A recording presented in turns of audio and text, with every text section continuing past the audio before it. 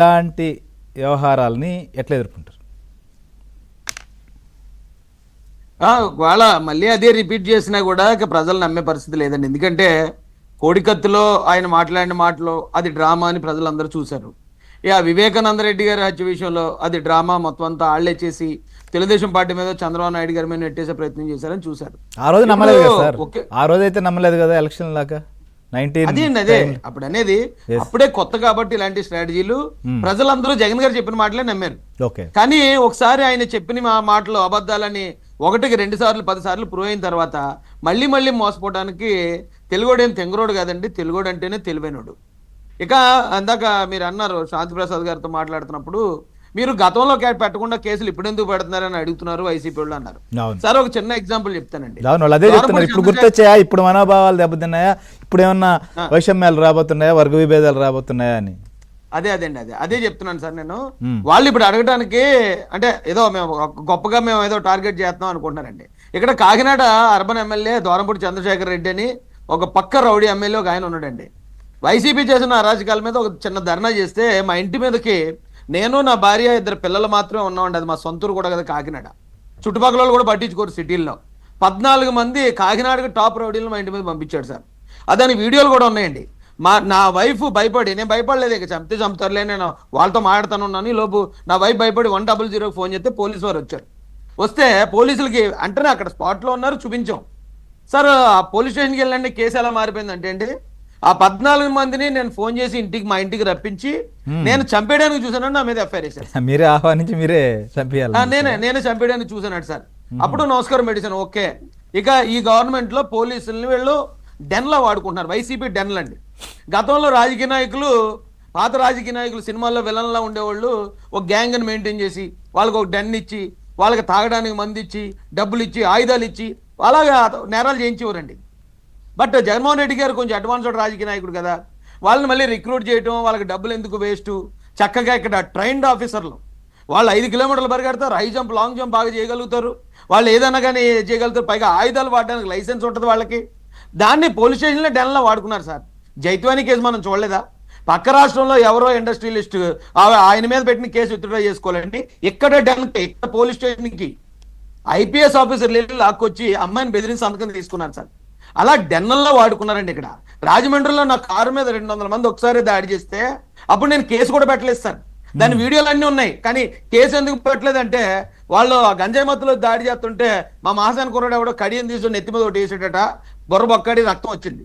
ఒకవేళ నేను కానీ అప్పుడు ఈ 200 మంది నా మీద కేసు పెట్టారని పోలీస్ స్టేషన్కి వెళ్తే ఆ కేసు పక్కన పెట్టి ఇటు తలమే గాయమైంది, మీరే వీళ్ళందరినీ చంపేయడానికి పిలిపించారని మా మీద అటెంప్ట్ మర్డర్ కేసు పెడతారేమో అని భయపడి మేము కేసు పెట్టలేదండి.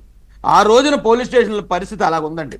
ఎవరన్నా సరే వైసీపీ కార్యకర్త మీద కానీ కేసు పెట్టడానికి వెళ్ళాడా ఆడు ఇరుక్కున్నట్టు ఆ కేసులో ఆని లోపల దోచేసేవారు. అంత నిర్దాక్షిణ్యంగా వ్యవహరించేవారు సార్. ఇప్పుడు వీళ్ళు ఏదండి రాజ్యాంగ విరుద్ధంగా పరిపాలిస్తున్నామని ఏదో చెప్తున్నారు అంటారు, రాజ్యాంగం గురించి మాట్లాడుతున్నారట.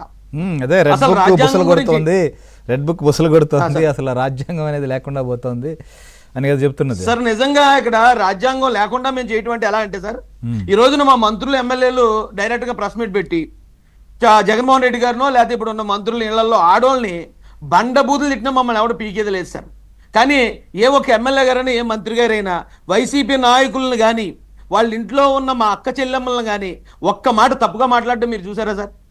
ఇప్పుడు మేము ఏ వైసీపీ ఆఫీస్ మీద దాడి చేయాలన్నా మేము కర్రలాట్టుకుని కత్తులాట్టుకుని మేము వెళ్ళగలం సార్. మేమేం చేతగాని వాళ్ళం కాదు. కథే మన నాయకుడిని బట్టి మేము వెళ్ళి దాడులు చేయగలుగుతాం. ఒకవేళ అలా దాడులు చేస్తే ఇప్పుడు వైసీపీ మమ్మల్ని ఆపగలుగుతా అండి?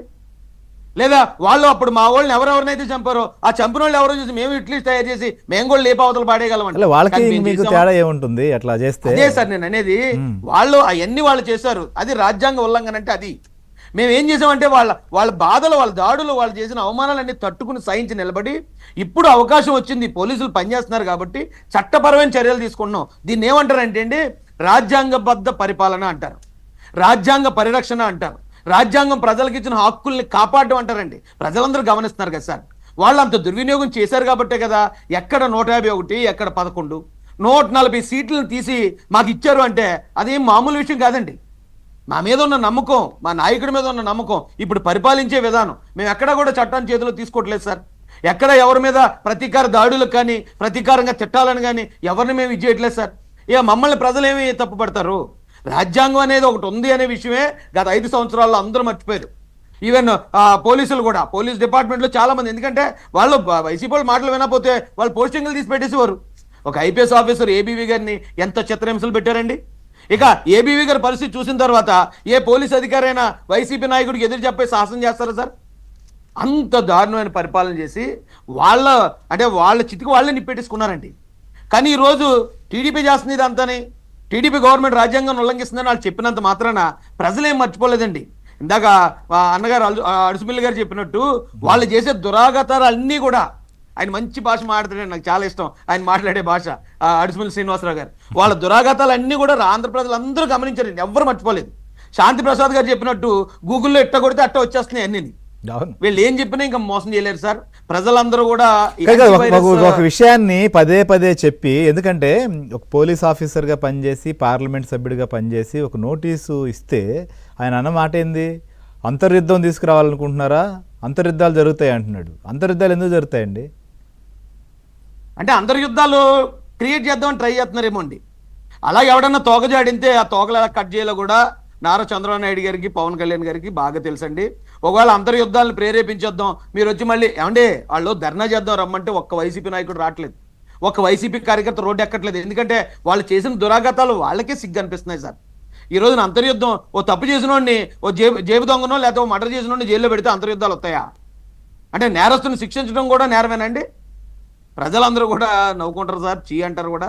ఇలాంటి ప్రచారాలు ఎప్పటికన్నా మానుకుని వాళ్ళ పద్ధతి మార్చుకోవాలండి. ఒక రాజకీయ పార్టీ ఎలా బిహేవ్ చేయాలి, రాజకీయ నాయకులు ఎలా బిహేవ్ చేయాలని తెలుసుకోవాలి. కానీ ఏమంటే ఎప్పుడన్నా చూసామంటే ఒక రాజకీయ పార్టీ అంటే మీరు అవినీతి చేశారని వీళ్ళంటే, లేదు మీరే అవినీతి చేశారని అంటాం, అలాంటి విమర్శలు చూసాం. కానీ మీ భార్యలు ఎలాగా, లేకపోతే నీ వయసు అలాగా, మీ